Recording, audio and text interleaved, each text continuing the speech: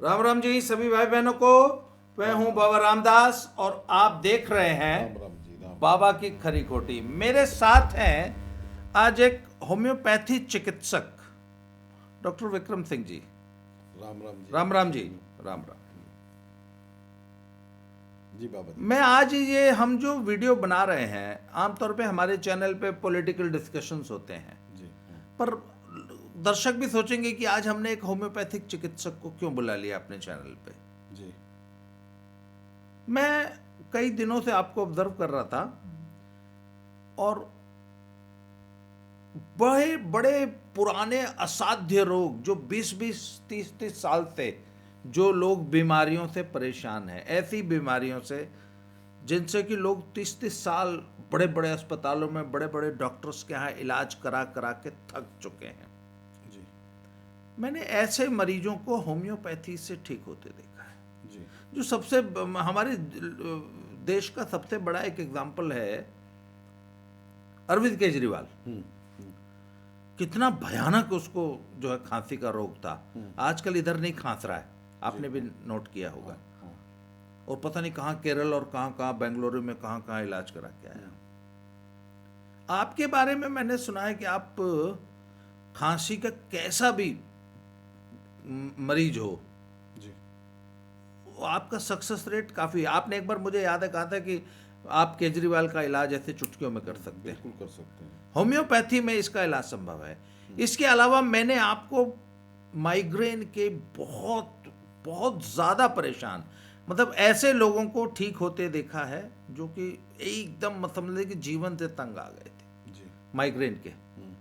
उसके बाद मैंने आपके यहाँ बहुत ज़्यादा चर्म रोगियों को, सोराइसिस, एक्जिमा, ऐसे पेशेंट्स को ठीक होते देखा है। उसके बाद फिर मैंने देखा है कि जो लोग मनोरोग, मानसिक रोग है, उसके भी एक से एक मैंने टिपिकल पेशेंट्स को ठीक होते देखा है। जी जी। तो जरा ये बताइए, होम्योपैथी आखिर जहां सारी एलोपैथी फेल हो जाती है, वहां आखिर होम्योपैथी की कामयाबी का राज क्या है? थोड़ा ब्रीफ में बताइए। मैं तीनों केसेस को एक साथ ही मिक्स कर देता हूँ। जैसे किसी पेशेंट को माइग्रेन है और किसी को चर्म रोग है, किसी को खांसी आ रही है, कोई अस्थमा का पेशेंट है। मान लीजिए कि हमारे पास 4 पेशेंट्स आए और उनकी ये चारों प्रॉब्लम्स जो हैं ये वेट वेदर में एग्रीवेट होती है। वेट वेदर मतलब गीले मौसम गीले में, मौसम में जब मौसम बादल है, नमी है, ह्यूमिडिटी ज़्यादा है। हाँ, और एक तो ये पॉइंट है कि ह्यूमिडिटी ज़्यादा है। जैसे असम है, असम, हाँ, या बंगाल का वेदर हाँ। है, वहाँ पे ह्यूमिडिटी बहुत ज़्यादा होती है और उनकी लाइफ ओवर स्ट्रेस्ड है। स्ट्रेस्ड, हाँ, नहीं, स्ट्रेस्ड नहीं, स्ट्रेस्ड। उन्होंने अपनी लाइफ को ओवर स्ट्रेच्ड कर रखा है। खुद ही कर रखा है, उनकी जीवन शैली है। जीवन शैली उन्होंने नहीं, ओवर स्ट्रेच करने के पीछे कुछ रीजन रहे होंगे, जैसे कि फाइनेंशियल लॉस हो गया। तो भाई 8 घंटा एक आदमी को काम करना चाहिए, नहीं अब वो 16 घंटा काम कर रहा है, कहीं उसको फाइनेंशियल लॉस हो गया था। तो देखिए, अस्थमा का पेशेंट है, उसके नीज में, या किसी पेशेंट के नीज में पेन हो रहा है, या कोई जो है कफ का पेशेंट है, यस, या स्किन का पेशेंट है।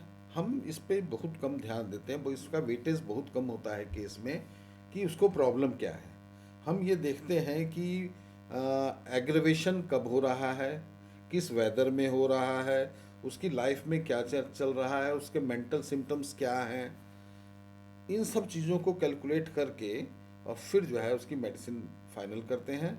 वही एक ही, अगर सबके रूब्रिक्स अगर एक हैं, लक्षण सब हर मरीज के एक ही जैसे हैं, तो चाहे वो बीमारी कुछ भी हो, वही मेडिसिन जो है सारे रोगों में काम करेगी। इसलिए मैंने एक मिनट जी, अगर आपने रोगी का लक्षण पकड़ लिया, हाँ, तो एक दवाई देंगे, उससे उसके 4 रोग दूर हो जाएंगे। आप ये कहना चाहते हैं? नहीं, उसके नहीं, 4 रोगियों के भी एक ही दवा से रोग ठीक होगा। मतलब होम्योपैथी में हर व्यक्ति की एक दवाई होती है। हाँ, हर व्यक्ति। जैसे होम्योपैथी के बारे में कहा जाता है कि होम्योपैथी में किसी रोग की दवाई नहीं होती, रोगी की दवाई होती है। फॉर एग्जाम्पल, हाँ मैं आपके पास आया, जी, हाँ, मुझे चर्म रोग भी है, मुझे सिर में दर्द भी होता है, मान लीजिए मुझे घुटने में पेन भी हो रहा है, आपने मेरे मानसिक लक्षण पूछने शुरू किए। जी,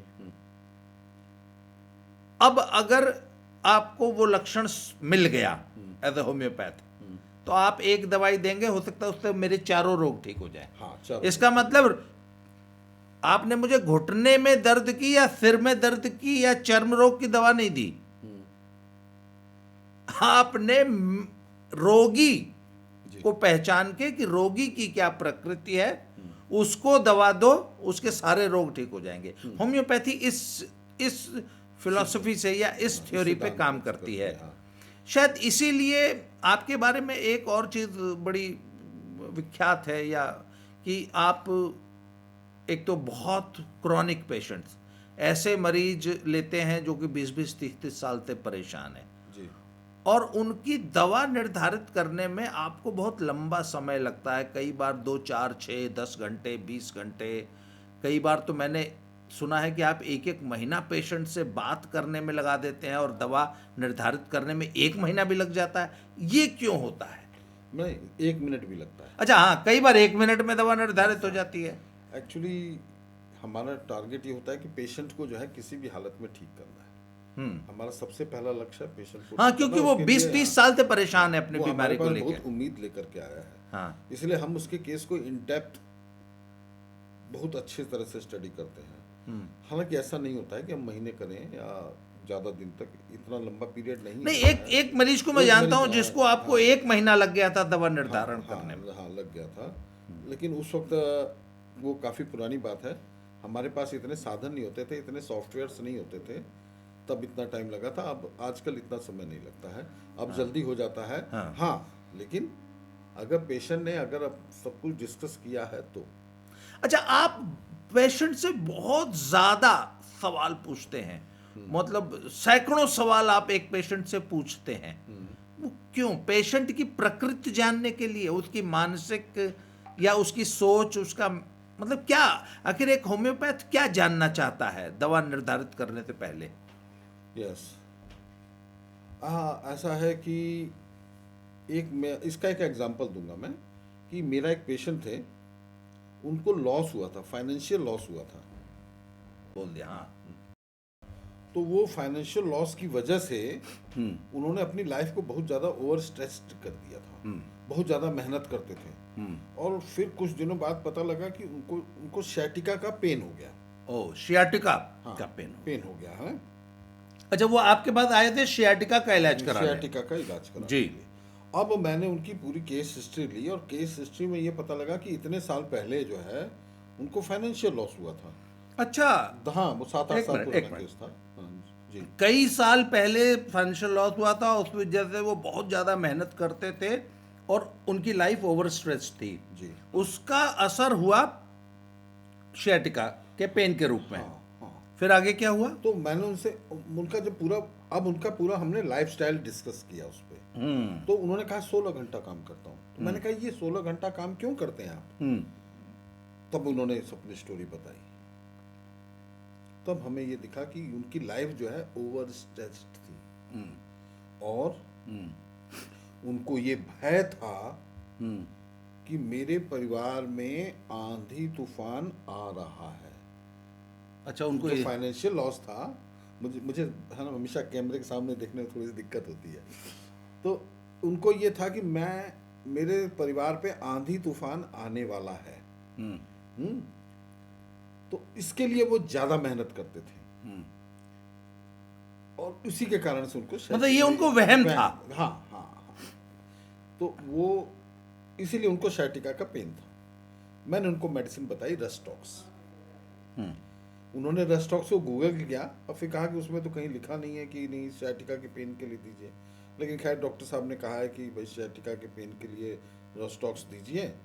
उन्होंने मार्केट से ली, शाम को दवा खाई, सुबह उनका पेन ठीक हो गया। अच्छा, कितने सालों से था सियाटिका उनको? 7, 8, 10 साल पुराना पेन था।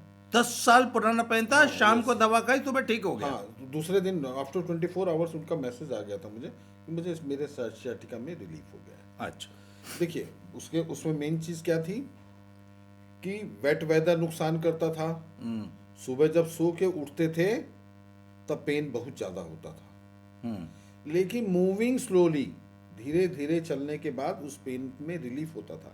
लेकिन जब ज़्यादा चल देते थे, मतलब शरीर थक जाता था, तब पेन वापस आ जाता था।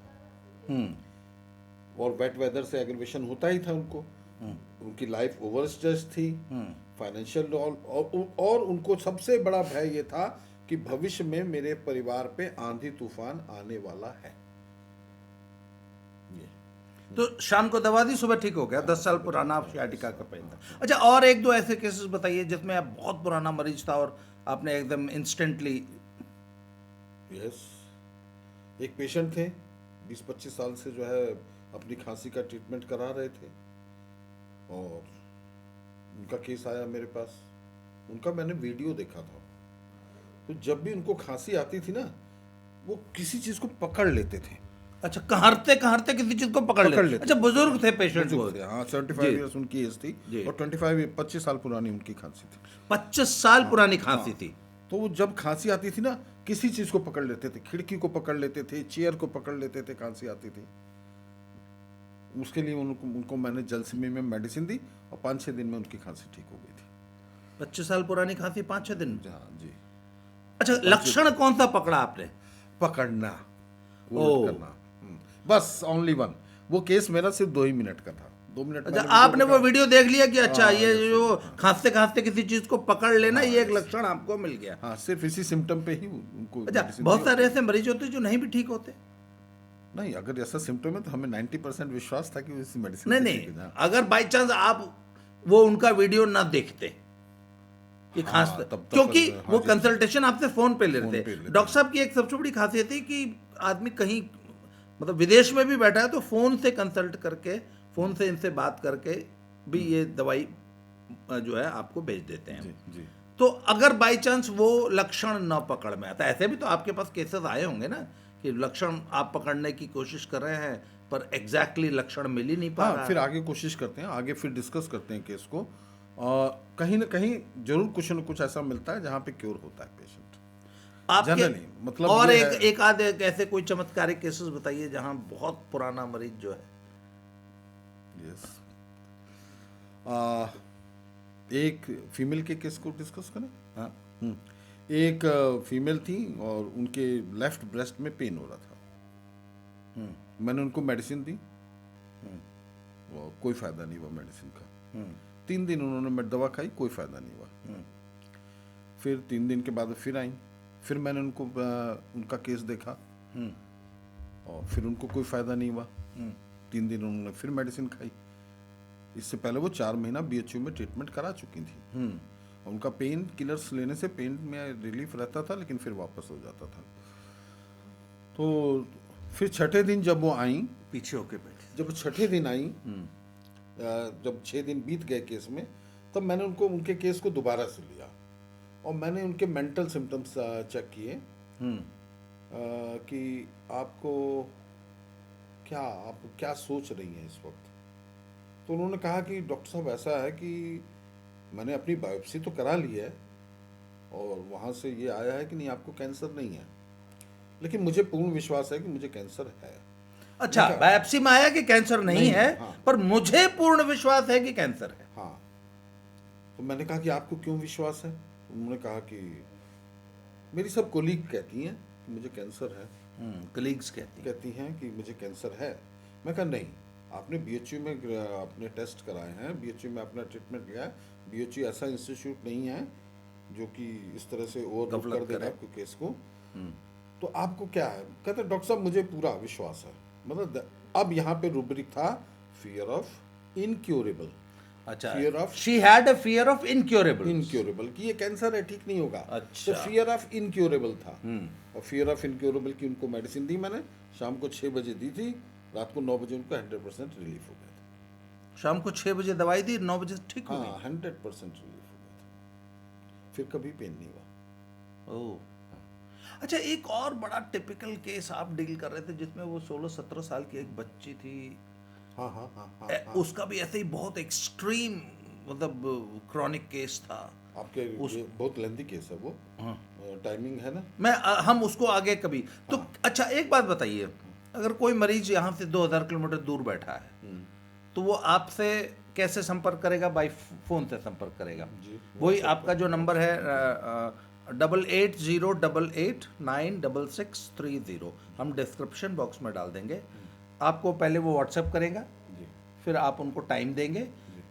आप अपॉइंटमेंट लीजिए व्हाट्सएप से, फिर डॉक्टर साहब आपको टाइम देंगे, डॉक्टर साहब आपसे फ़ोन पे बात करेंगे, आपका पूरा केस फ़ोन पे ही डिस्कस करेंगे जी और फिर आपको दवाई भेज दी जाएगी। ये आपका काम करने का तरीका है। जी। और कैसा भी कोई भी पुराना मरीज हो, बिल्कुल। जैसे हो मतलब हम हमेशा ऐसा ही केस देखना प्रेफर करते हैं जो कि मरीज कहीं ठीक ना हुआ हो, अच्छा, जो कि बहुत परेशान हो गया हो इलाज करा कर के। मैं हमेशा ऐसे केसेस को ही प्रेफर करता हूँ। तो मित्रों नंबर नोट कीजिए 8808896630। इस नंबर पे व्हाट्सएप कीजिए। व्हाट्सएप पे डॉक्टर साहब आपको जो है संपर्क करके आपको एक कॉल करने का टाइम देंगे। जब आपको टाइम सूट करेगा आप इनसे कॉल कीजिए, फ़ोन पे सारा केस डिस्कस कीजिए और उसके बाद आपको दवाई भेज दी जाएगी। फीस वगैरह जो है जब आप कंसल्टेशन कर लेंगे उसके बाद जितनी फीस बताएंगे वो आपके अकाउंट में कटेगी। आज के लिए इस वीडियो में इतना ही। जैसे जैसे आपको अगर कोई प्रॉब्लम है तो कमेंट बॉक्स में लिखिए, हम आपके केस को भी टेकअप करेंगे। जी। और अब ये सीरीज हम रेगुलर चलाएंगे। हाँ। हमारी इस सीरीज से हो सकता है कोई एक मरीज हो जिसको फ़ायदा हो जाए। तो आज के लिए इस वीडियो में इतना ही। अगले वीडियो में फिर से किसी नई टॉपिक पे किसी नई बीमारी को डिस्कस करते हुए yes, आपसे बात करेंगे। Thank you very much. जय श्री राम।